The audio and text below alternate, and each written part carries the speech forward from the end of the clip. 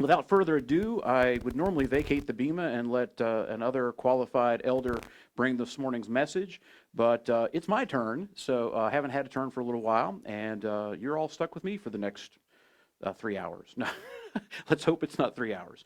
I did a little research on this, and I will take Elder Bruce's lead, a wonderful message he gave last week. I'm leaning very heavily on Daniel Lancaster's work from the, which book is it? It is the Depths of the Torah. It's the Torah Club study. It's about the third or fourth volume of Depths of Torah, and had some really good stuff in there, and I couldn't just pick some of it, so I picked the majority of it. Hope you'll forgive me, Daniel Lancaster. And anyway, before we get started, want to pray. Father God of Inu Malkeinu, we thank you and praise you for your Shabbat. Again, I sound like a broken record, but Lord, it's nice to take a little bit of time and rest about every 7 days. And Lord, it's good to be in your presence. It's good to be with one of your people, and it's also good to be virtually with the majority of your people online right now. We thank you for this technology. Thank you for keeping us online today. I hope there's fewer glitches and blips and things happening this week than there were previously. And Lord, be with me this morning as I share your word. Open ears, open eyes, Lord, open hearts, that they would receive what I have to say this morning. And Lord, let it not be my words that come out as much as it be what you want them to hear this morning. In Yeshua's name. And somebody said, amen. Well, I already told you the embarrassing glasses story that shows you why I'm not bespectacled this morning. But I also wanted to just bring up a quick little thing. I put on Facebook sometime last week that the government thinks that I'm essential, and I prefer to think of myself more as like, part of this complete breakfast, an important part of this complete breakfast. And then I got talking about that post with some fellas at work, and some of the conversation that they shared with me, I will not share with you this morning. But some fun things came up in that thing, that maybe we feel a little more, not like the bowl of cereal, but more like the little side cup of orange juice, like the little thimble of orange juice that's the important part of this complete breakfast. Or maybe I feel like, the piece of buttered toast on this side, or or the piece of fruit or whatever that's the important part of this complete breakfast. I don't feel that I'm essential, but I do have to still go to work. But anyway,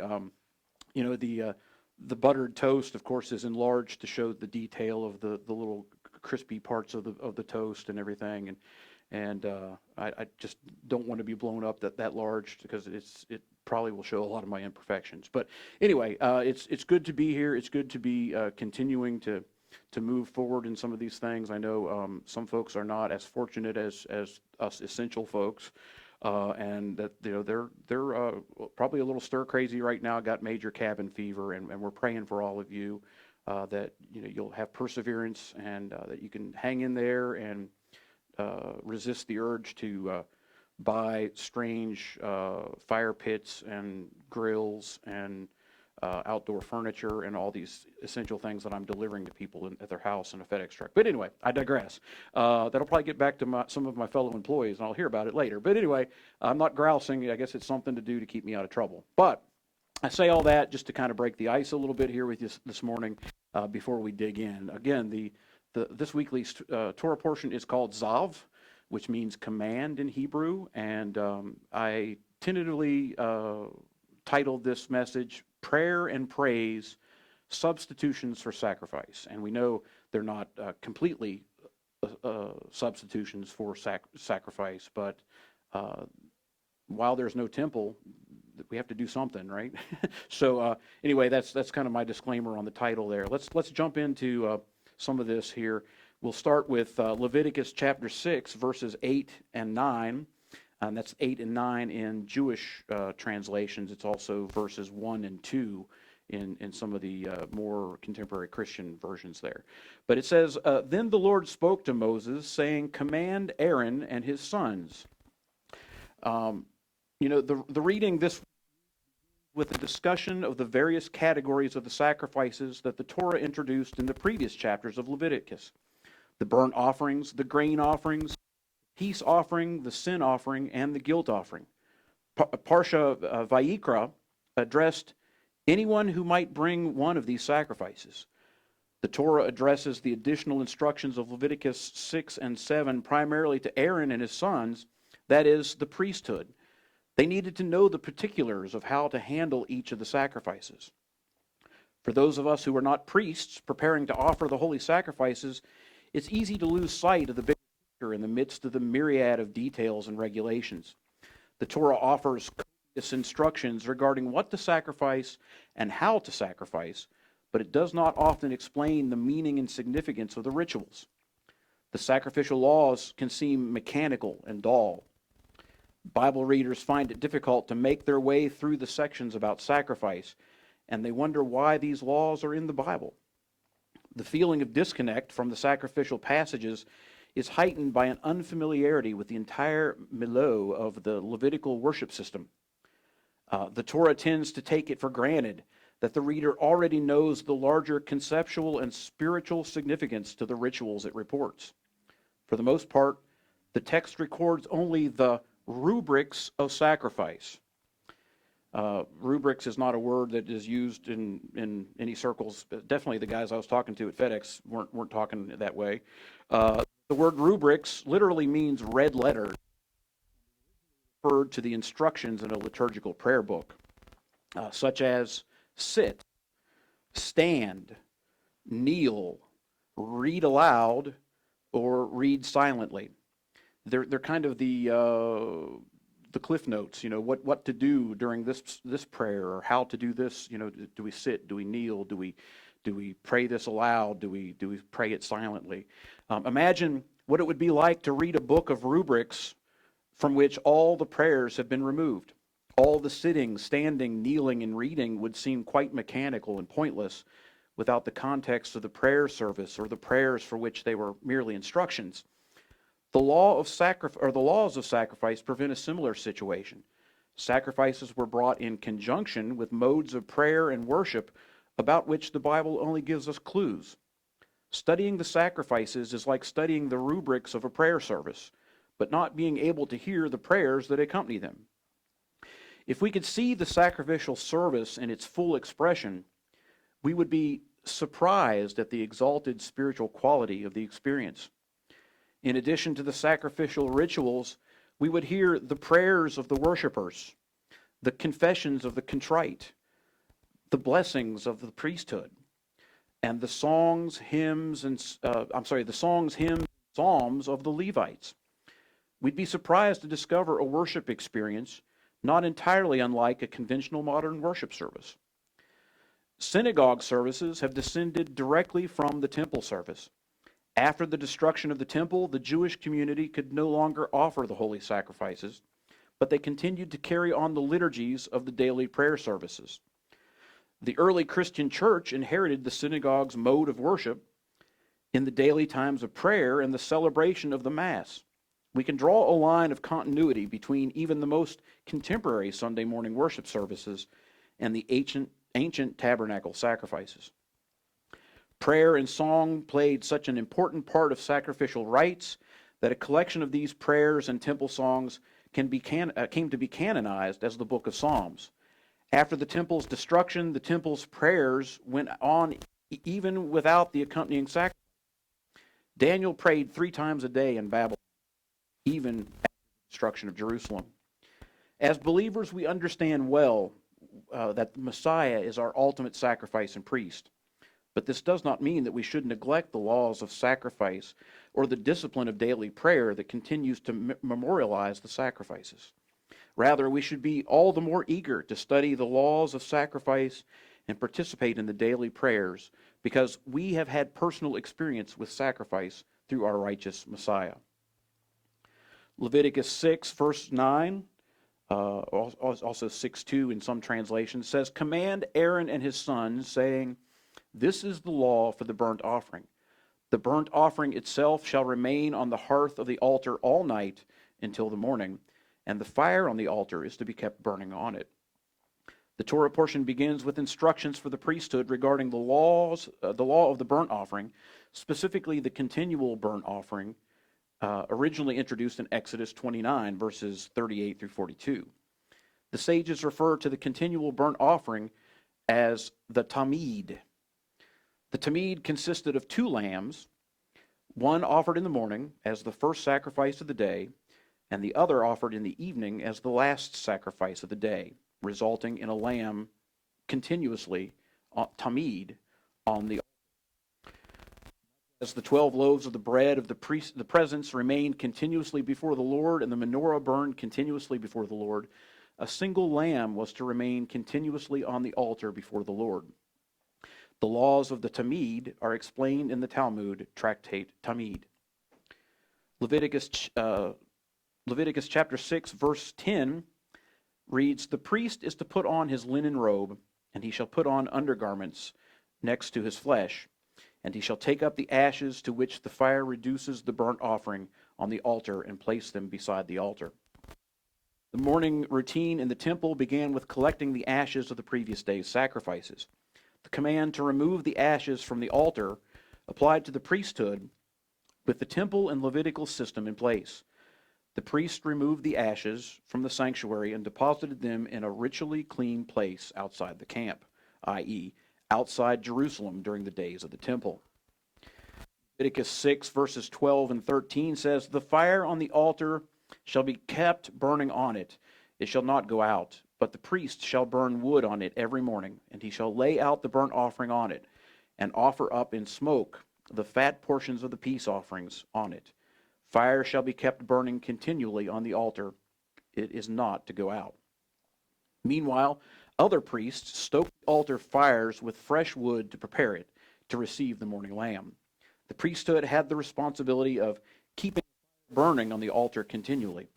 The present initial fire, Leviticus 9, verse 24. This sacred fire was never to be extinguished. Fire brought from some other source than the fire by God is referred to as strange fire in Leviticus 10:1. The priesthood fulfilled the positive command to kindle a perpetual fire on the altar by placing wood on the fire every day at morning and at dusk. They protected the hearth from the elements, collecting the cinders and ensuring that the altar fire never went completely cold. The commandment applies to the priesthood in Jerusalem with the temple and Levitical system in place. The prohibition not to extinguish any part of the altar fire applies to Jewish men and women in Jerusalem with the temple and Levitical system in place. Like most of the negative commandments pertaining to the Levitical system, one might argue that the prohibition applies equally to a God-fearing Gentile. The commandment to keep a perpetual fire on the altar has inspired numerous explanations, homiletic interpretations, and mystical insights. For our purposes, we can observe that the fire burning on the altar provided the means of transcending the material world.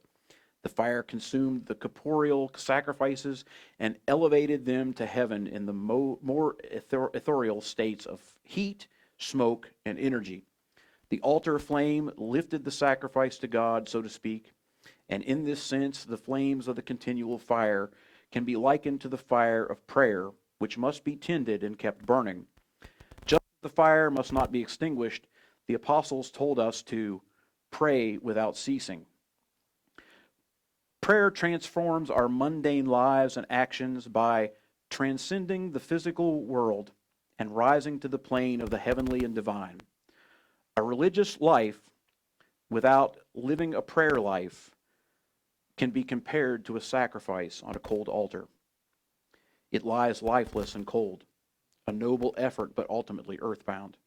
True prayer is kindled by God, but it is our responsibility to nurture the discipline. We are to tend the altar. We are to stoke the flames. We are to remove the ashes, and we are to offer ourselves as a willing sacrifice each day. In Romans 9, verse 4, Paul declared that the sanctuary worship is divinely inspired and given by God. He placed it on a par with Israel's election, the giving of the Torah, and the promises of the covenants. This means that the prayers of the synagogue are not just one more ethnic avenue of worship, no better or worse than any other worship style. According to Paul, the Jewish mode of worship is the God-given mode of worship because it is derived directly from the temple. Christian liturgical traditions also follow the Jewish cycle of prayer. When we join the Jewish cycle of prayer, we involve ourselves in an ancient daily rhythm with its roots in the sacrificial system and the tabernacle worship. We join our voices to a continuous chorus of voices, praying at the appointed times of prayer for millennia. The cycle of prayer stretches back generation before generation, all the way back to the days of the Master.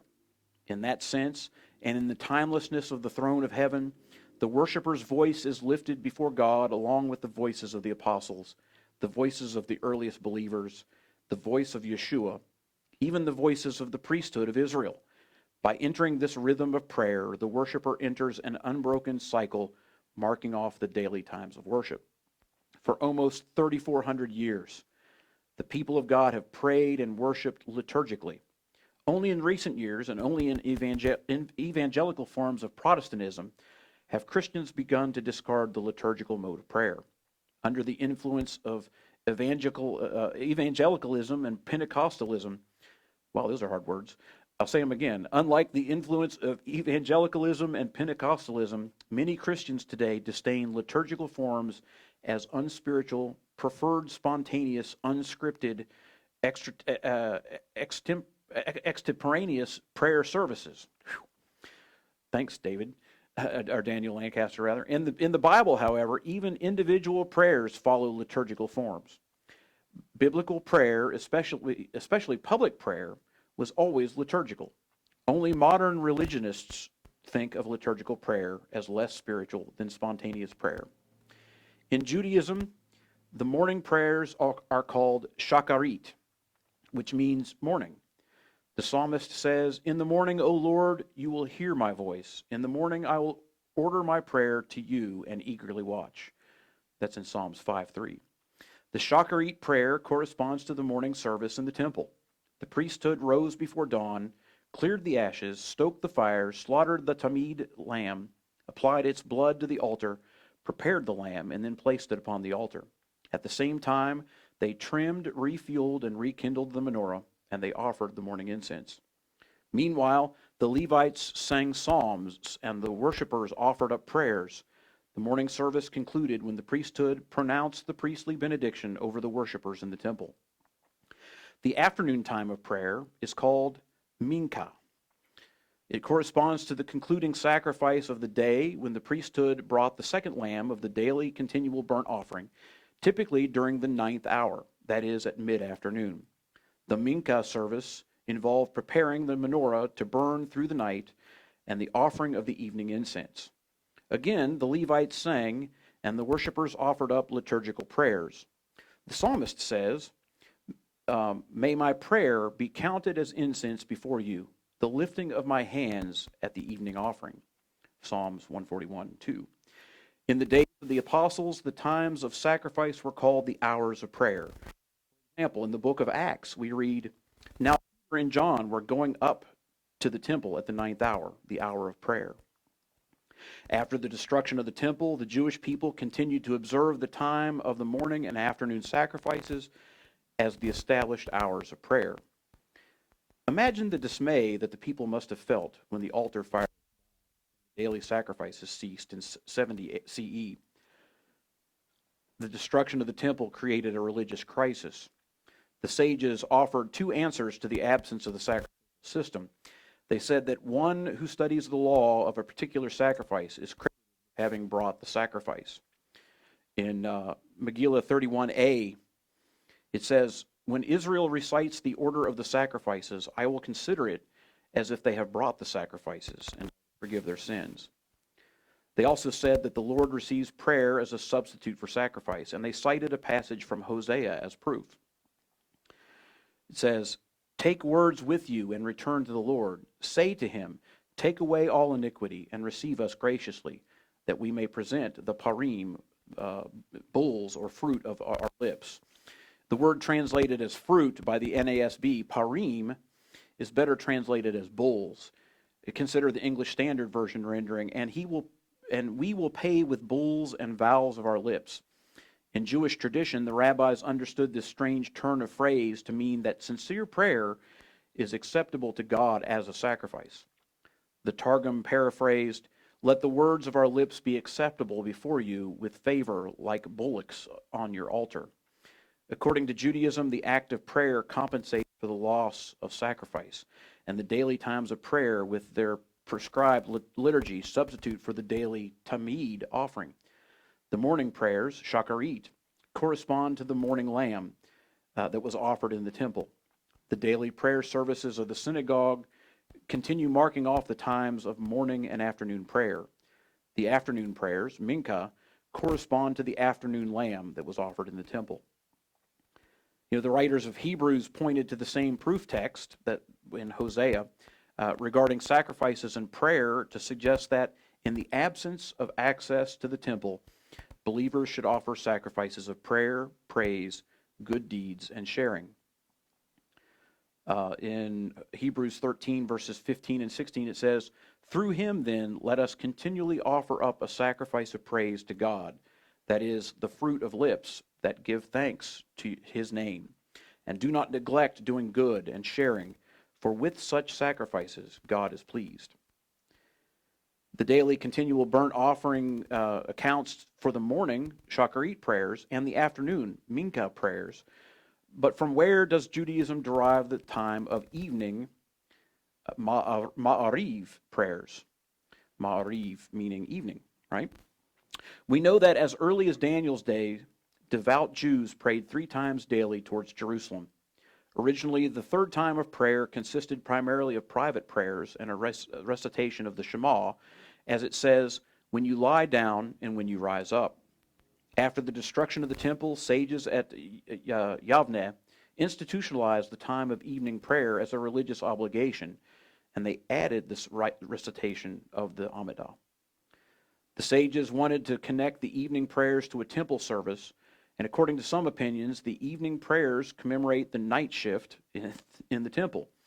Before closing down the temple for the night, the priest laid the afternoon lamb atop any other sacrifices that still burned on the altar fire. The night shift tended the altar hearth through the night to ensure that it continued to burn, reducing the sacrifices to ash. Armed with forks, shovels, and tongs, they stoked the fire, raked the coals, and moved the sacrificial parts about on the altar fires in the dark hours of the night. Imagine the night shift in the temple. Unlike the daylight hours when the courts were filled of the noise of worshipers, the glad song of the Levites, and the braying of animals, the nightly service must have seemed strangely quiet and especially reverent. The ever-hungry flame of the altar fire cast the only illumination other than the moon and the stars. The night shift developed into its own particular worship service. Psalm 134 refers to the worship service of the night crew who tended the altar flames. It says, "A song of ascents. Come bless the Lord, all you servants of the Lord, who stand by night in the house of the Lord. Lift up your hands to the holy place and bless the Lord. May the Lord bless you from Zion, he who made heavens and earth." And it's just neat. I'm starting to try to implement morning prayers and evening prayers, and I find this writing and the scriptures that have been brought about as a challenge. I'm like, we need to be praying at the same time that the tamid, the lamb offering was being offered up, at the very least, and so it's challenging. If you have a full-time job, it's hard to stop, in the afternoon and, hey, let's take a few minutes and pray, and I'm falling in love with this liturgical style of prayer because I think when you let the words just be the words and you start memorizing the words, you're kind of like disconnecting from your mind and just allowing your spirit to not run free, but your spirit is going through these steps of connecting and communicating with the Father. That it's remarkable. Coming from a Christian background, we were always like, oh yeah, all this liturgical stuff is kind of dry and fussy, and it's staunch and very very very methodical, and all this kind of thing, and as I get older and I realize how easy it is in a time of prayer to kind of forget what you're doing and start thinking about other things, the liturgy, the order and the structure of these liturgical prayers, I think helps kind of keep me on point or on task. And a lot of the other stuff just sort of melts away, the worries and the cares. I mean, how many people within the sound of my voice and maybe later in the archive file, how many people have started to pray something and, halfway through they're like, oh, wait a minute, I gotta check this in the refrigerator, or oh, wait a minute, did I pay that bill? And, you start thinking about all these things that, while they're important, they shouldn't be as important when we're talking to the Father in prayer, or we're talking to him in a time of praise. And so I think that this, when we praise the Father with praise and worship music, usually there's words, there's lyrics, and there's times to sing this and times to sing that. Sometimes there is a little bit of time to do some, off the cuff. In my background of rock music and all that kind of stuff, you call it vamping. Where you're just singing stuff, that feels good, that sounds right, that works in the chord progression or whatever. But there's a time for these structured lyrics, these structured words to come off of our tongues, and to connect with the God of Abraham, Isaac, and Jacob. So anyway, just remember that morning, afternoon, night. I like what he said about the night shift. Oh, on the night shift. Anyway, thank you for your time, and I will say Shabbat Shalom and bid you adieu.